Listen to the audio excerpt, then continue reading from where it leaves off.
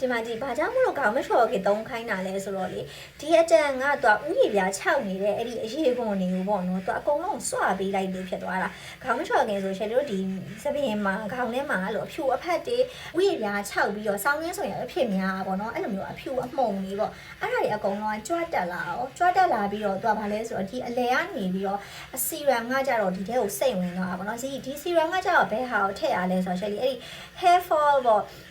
စပင်းမကျွတ်အောင်လို့တုံးတဲ့စီရမ်ပေါ့နော်အဲ့ဒါကိုဒီထဲမှာထည့်ထားတော့သူကစီရမ်ကလည်းဥယျာဉ်ပြားတဲ့ကိုစိတ်ဝင်သွားတယ်ပြီးတော့ကျတော့ခုနအဲ့ဒီအမှုံတွေကလည်းကြွတက်လာတာ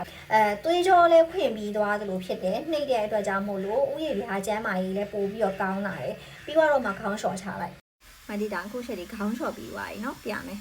ဥယျာဉ်ပြားလေးလုံးဝရှင်းသွားတာပဲအရန်ကောင်းတယ်ဘာအမှုံတစ်ဖက်တောင်မှမရှိတော့ဘူးအဲ့လိုမျိုးသူကလက်နဲ့ကုတ်တာထက်ကိုပိုပြောင်တာပေါ့နော်